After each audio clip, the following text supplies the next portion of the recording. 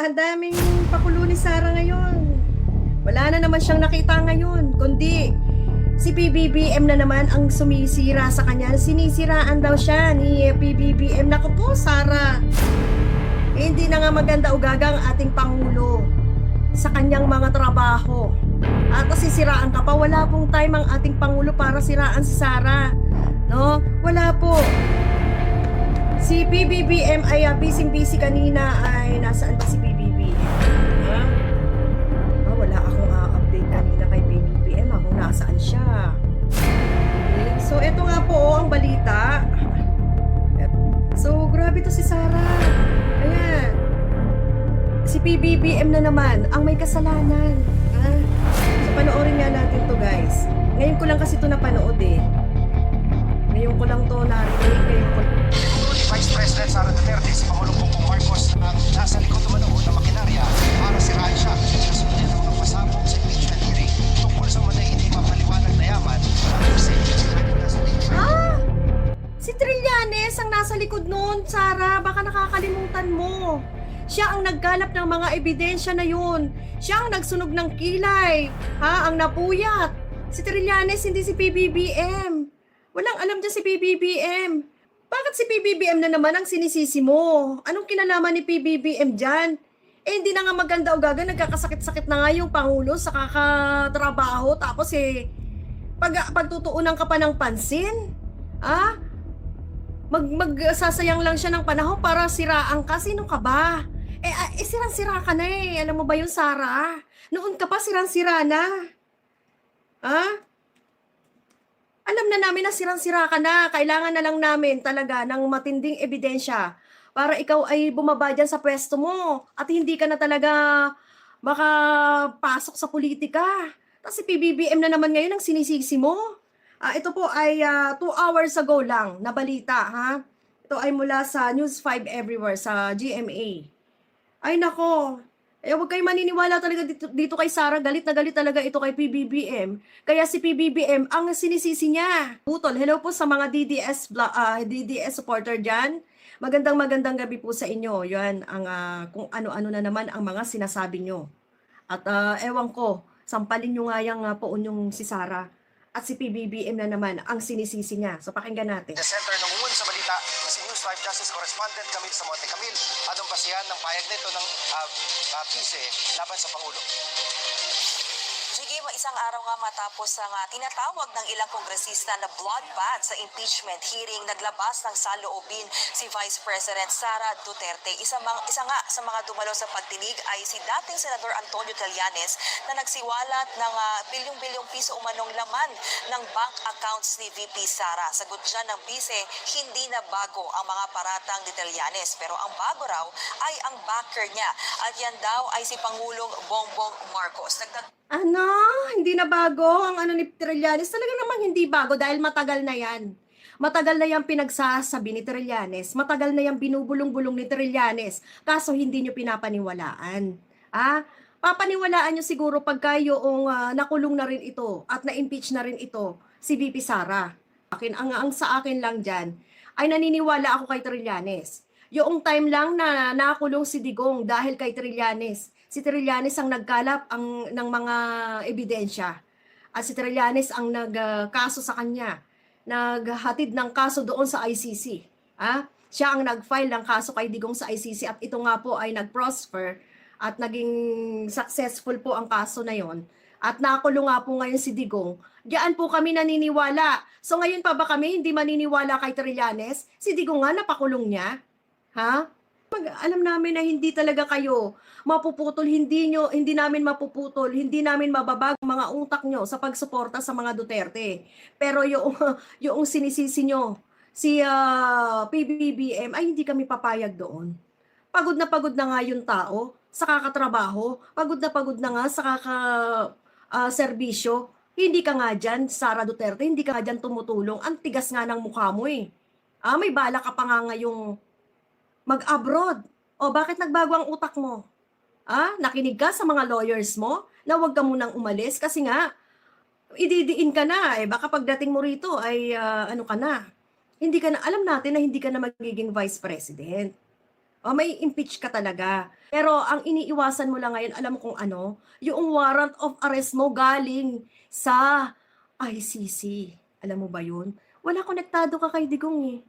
Konektado ka kay Digong dito nga lang sa impeachment, hindi nga lang dito matatalakay yung pagiging author mo, pagiging starter mo ng tokhang, ng Oplan Tokhang. Kundi yan po, ang Oplan Tokhang po ay doon yan sa ICC. Kaya yan ang tatandaan mo. O, di ba?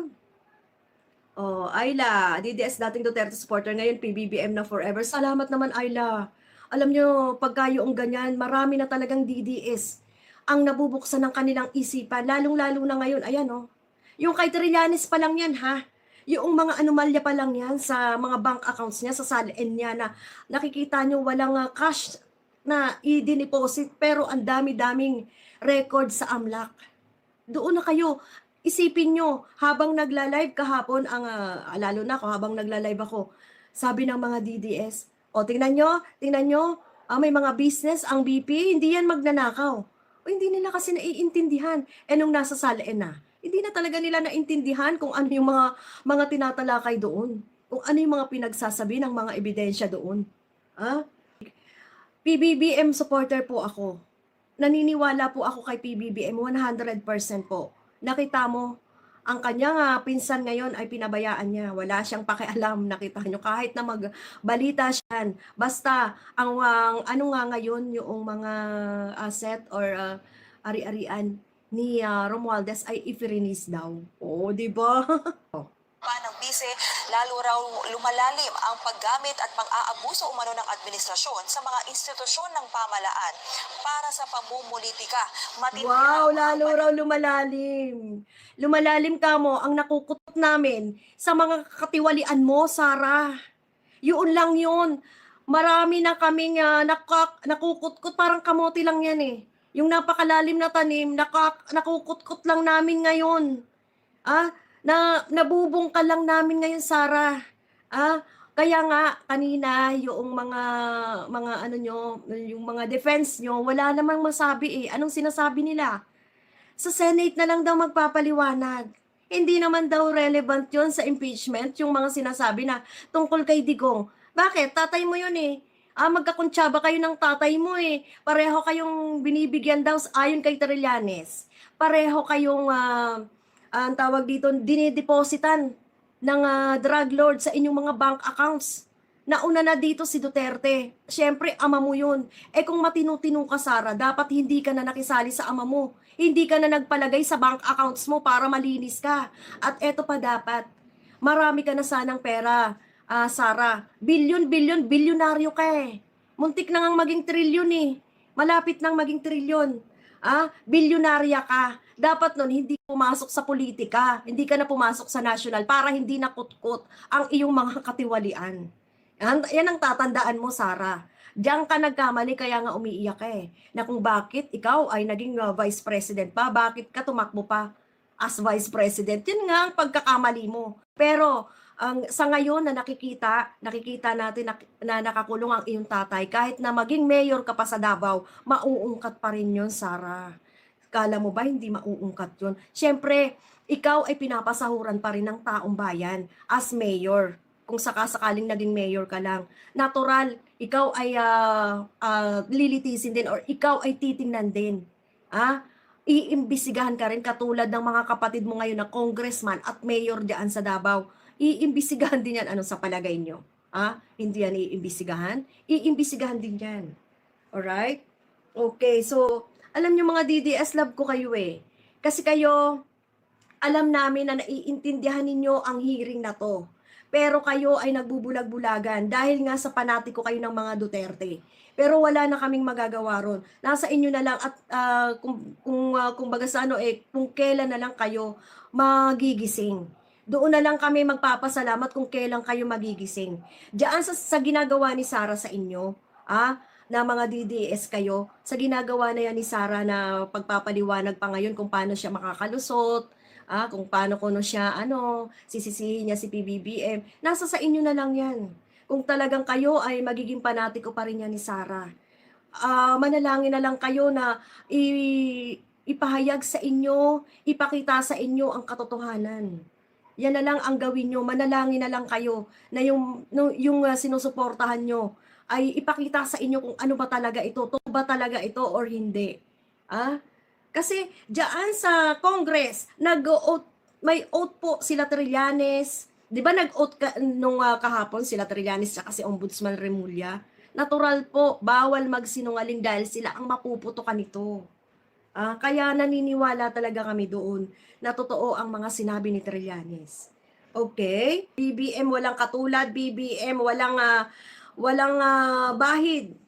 Walang bahid. Alam natin 'yan. Nararamdaman natin 'yan eh. Pero si Sara, sa hindi niya na lang pagpunta, sa hindi na lang niya pag-attend sa Congress, ay doon na natin makikita na may kasalanan talaga siya, tas biglang, wow, aalis ng bansa, pupunta ng Europe. Anong ibig sabihin nun, Sara? Ba't aalis ka? Meron ka pang hearing sa Miyerkules, oh.